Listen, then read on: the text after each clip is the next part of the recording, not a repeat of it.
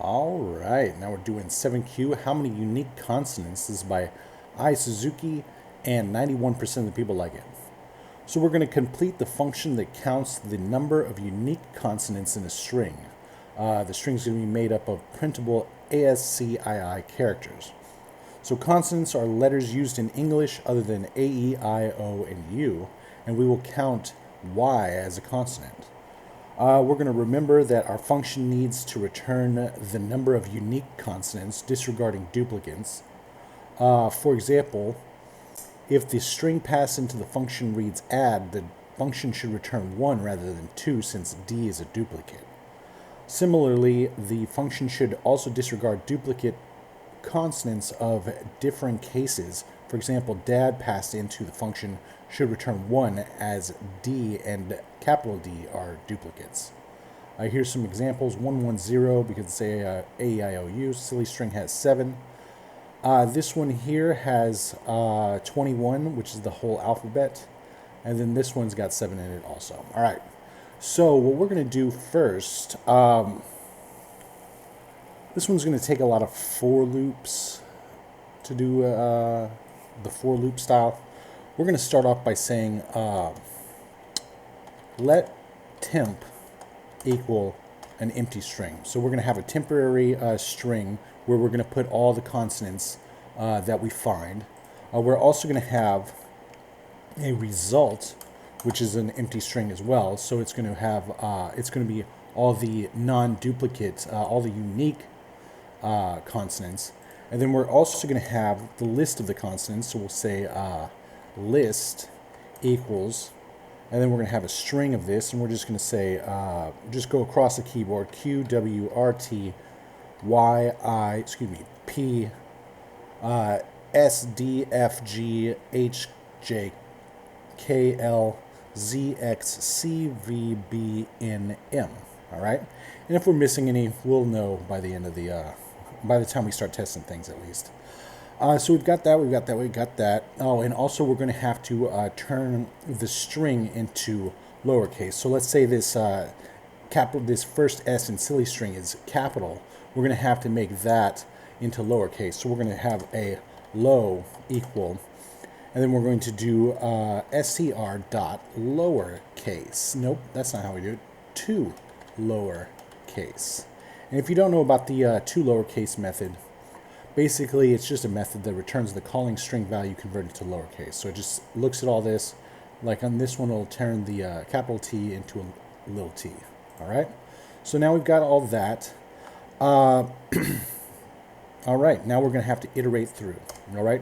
So we're going to iterate through this string by saying for, and then we're going to let I equal 0, while I is less than str.length. Not even that, low.length, because we're going to iterate through low.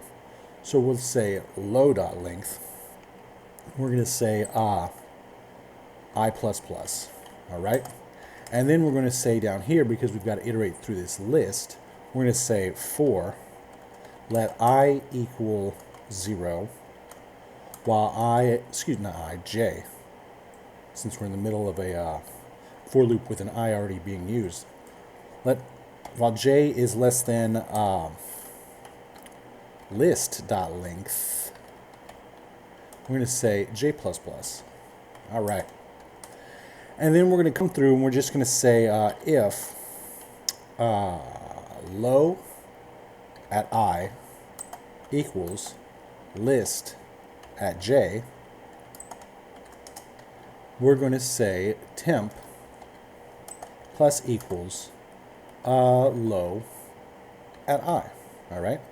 And let's come down here and we'll say console.log temp. Let's see what that looks like right now. All right, so there's no vowels in it. No, let's put a couple of weird. Let's put all those in there. Test it out. All right, still has none of those. Let's put some spaces too. For some numerals. Test it out. Still does what we're looking for. Awesome. All right, so now what we're going to do is we're going to put this in order, in alphabetical order, so that every time so that we can check to see if there's two of the same character next to each other, right? So let's do that by using the sort method. And the sort method sorts the element of an array in place and returns the reference to the same array now sorted. The default sort order is ascending, built upon converting the elements into strings, then comparing their sequences of UTF-16 code unit values.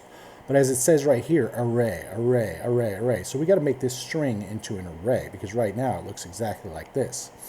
So we're going to do spread syntax, which allows an iterable such as an array or string to be expanded in places where 0 or more arguments for function calls or elements for array literals, that's what we're going to do, are expected. So we're going to wrap this temp up. We're going to come down here, and we're going to say temp equals temp. And we're going to wrap this thing up like this. Not like that. Not like that either. We're going to wrap this thing up like this and put a dot, dot, dot in front of it. So now that's an array. Let's just do a console.log temp real quick. Console.log temp. All right, let's get rid of this one. Test that out. And you see, this is what it looks like right now. So now we're going to put the sort on it, dot sort. And you see the S is in the front here. Let's do the test. And now the G is in the front, just like that. So now we've got the duplicates next to each other. I mean, in this one it was going to be like that anyway, but let's take this L out right here. Let's put the L over here. And now let's test it out and see it does the same thing. Awesome. All right, so now we've got that. We're going to do one more for loop, and we're going to iterate through to check to see if these are duplicates or not. So we're going to say for let I equal 0, while I is less than temp.length, we're going to say I++. Since this is a different for loop, we're able to use I again. It's not a for inside of for like this one. So we're going to say, pardon me. And so we're going to say if temp at I does not equal temp at I+1, we're going to throw a, we're going to say result plus equals temp at I. So basically this one, it checks to see if it's the same as this one. It's not, so it throws that one in there. This one with this one, it is the same, so it skips this one. This one with this one, it is not the same, and then all the way to the end, and boom. That's what we do. So now let's do a console.log result right here, console.log result. Test that out. All right, so now we got 1, 2, 3, 4, 5, 6, 7 things in here. Dot length. Test that out. 7 and 7 looks good. Let's take this out of here. Let's turn this into a return. Result.length. Test that out. Now look at that. And now attempt it. And it works, and awesome. But you know what? We could do something a little bit shorter than this. This is a lot of typing. I mean, it works clearly. It went pretty fast, 2 milliseconds, 3 milliseconds, pretty fast. But we can make this a little bit better, right? So let's get this thing out of here, right? Let's turn this into a const, count consonants equals string, and then the rest of this we're making an arrow. All right, down here we're going to say console.log, so we can test as we go, and we're going to do this. So str, we're going to start with that. Str looks like what? Looks like this. Looks crazy.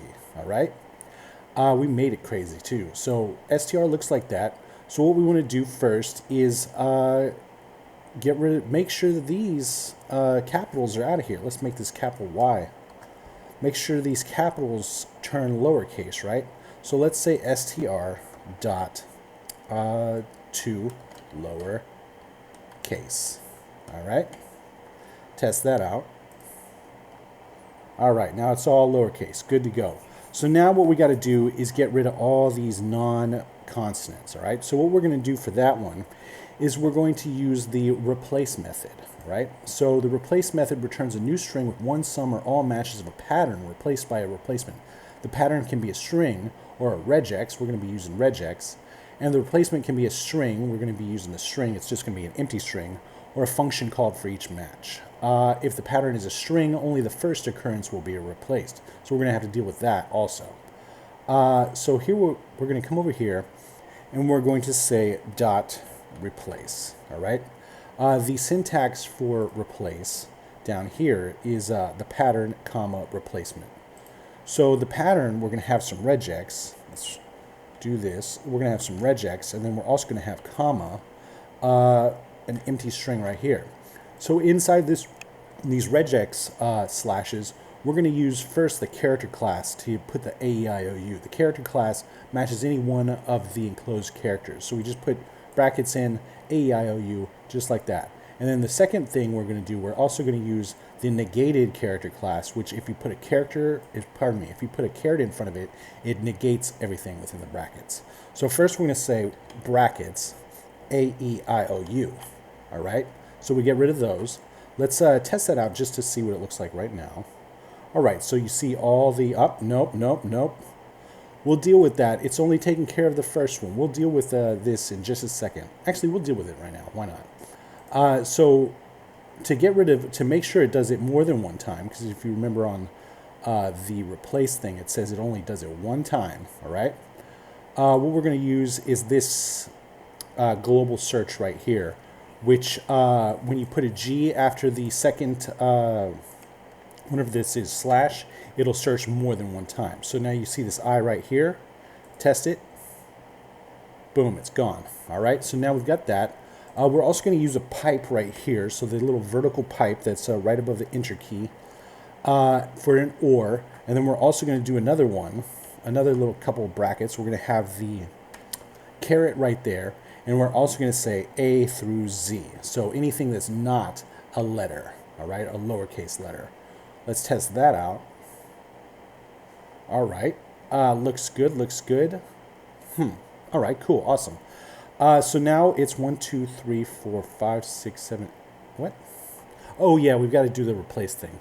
So to get rid of these, doubles, we don't have to do the sort thing. What we can do is rely on the set object, and the set object lets us store unique values of any type, whether primitive values or object references. So basically, it just it gives us unique values, so just one at a time. So if we wrap this thing up, actually let's check out this set constructor. And the set constructor lets us create set objects that store unique values of any type. So let's wrap this thing up in parentheses. All right. For this set constructor, we're just going to use new and then set and then the iterable, which is the thing we're wrapping up right now. So new set like that.